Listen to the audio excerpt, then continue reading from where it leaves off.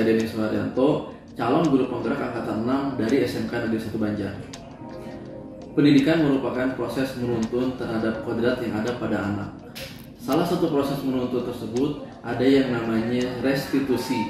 Restitusi adalah proses menciptakan situasi sehingga siswa bisa memperbaiki dirinya dan kembali ke lingkungannya dengan lebih kuat. Pada restitusi terdapat 3 kegiatan. Yang pertama adalah menstabilkan identitas, yang kedua adalah validasi tindakan, dan yang ketiga adalah menanyakan keyakinan. Berikut merupakan contoh penerapan restitusi pada kasus yang terjadi di SMK Negeri 1 Banjar di kelas 12 akuntansi 3.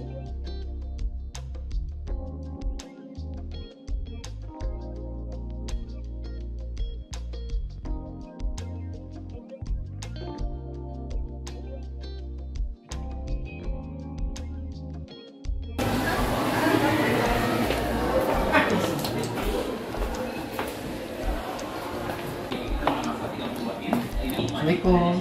Nah, waalaikumsalam warahmatullahi wabarakatuh. Silakan masuk.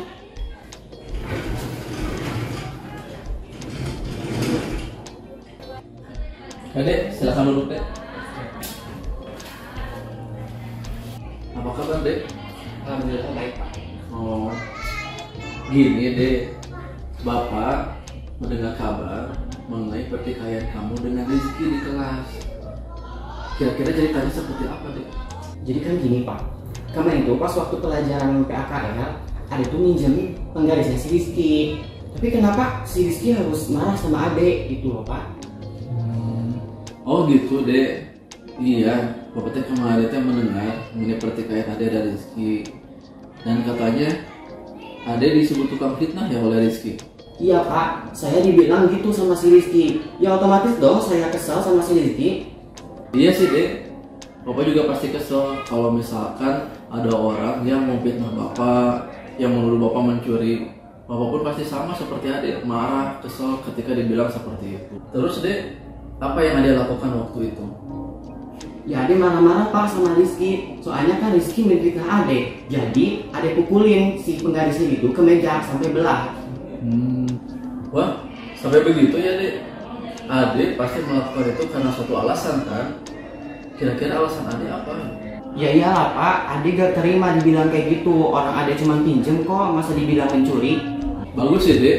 Mempertahankan diri itu emang bagus.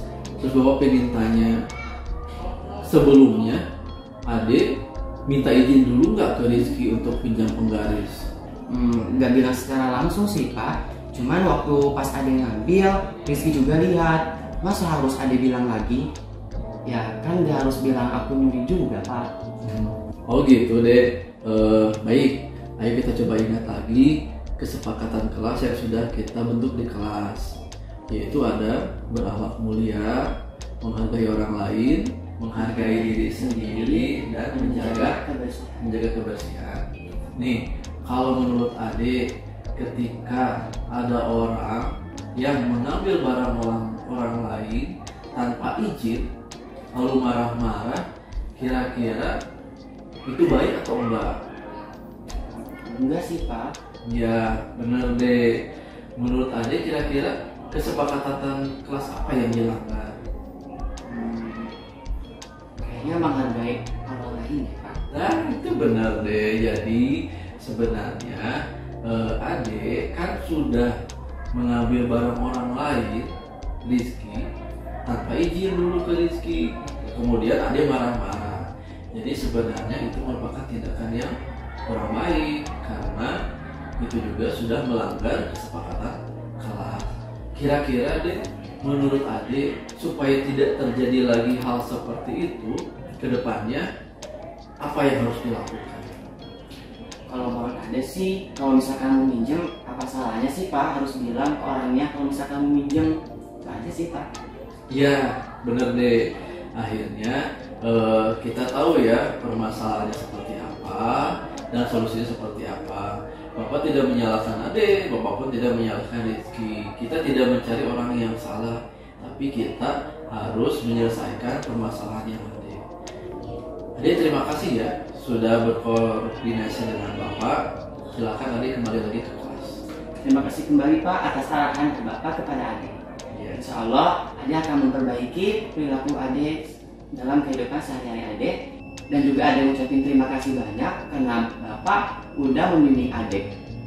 Pak, adik kembali kelas lagi ya Pak. Oke, silakan deh. Assalamualaikum Pak. Waalaikumsalam warahmatullahi.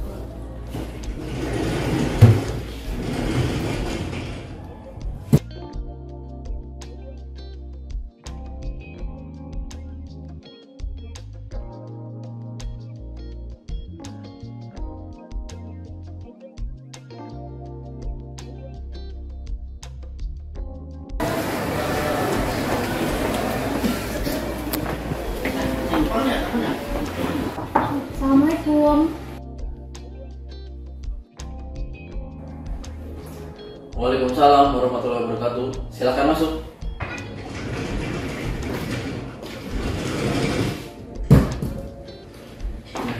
Silakan duduk, Dek. Iya. Apa kabar, Rita? Baik Pak. Tapi kenapa kok mukanya cemberut? Kesel Pak sama si Ade marah-marah terus sama Rita.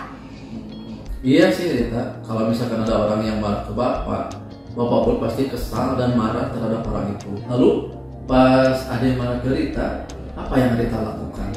Ya Rita marah-marah sama Ade sampai pukul meja. Wah, sampai begitu ya? Emangnya kenapa sih Ade marah-marah ke Rita? Ya Ade ngeliat Rita nyimpen sampah di kolong meja. Kan waktu itu ada guru masuk, jadi Rita nggak keburu buang sampah di keluar. Makanya Rita simpan aja di kolong meja. Oh gitu, jadi Rita buang sampah ke kolong meja. Terus Ade melihatnya, kemudian Ade marah-marah ke Rita.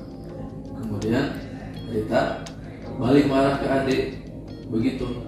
Iyalah Pak, kesel. Oh, bagus sih Rita. Rita bisa membela diri ketika ada orang yang marah-marah ke Rita. Tapi coba ingat-ingat lagi kesepakatan kelas di kita. Yang pertama adalah berakhlak mulia. Yang kedua Menghargai orang lain. benar. Yang ketiga Menghargai diri sendiri. benar. Dan yang keempat apa, Rita? Menjaga kebersihan Pak. Benar, menjaga kebersihan. Menurut Rita, tindakan yang Rita lakukan itu salah atau benar? Salah Pak. Benar. Kira-kira menurut Rita, supaya hal itu tidak terjadi lagi di kemudian hari, apa yang harus Rita lakukan? Harus meminta izin dulu kepada guru tersebut untuk membuang sampah. Benar, berarti izin dulu ke guru yang bersangkutan untuk membuang sampah ke tempat sampah sebentar ya. Ya, itu Rita bisa. Terima kasih ya Rita. Rita sudah kooperatif dengan Bapak sehingga kita bisa menyelesaikan permasalahan yang ada di kelas. Kita tidak mencari siapa yang salah, tapi kita mencari solusi terhadap permasalahan yang terjadi. Nah, sekarang Rita bisa kembali lagi ke kelas. Ya, Pak.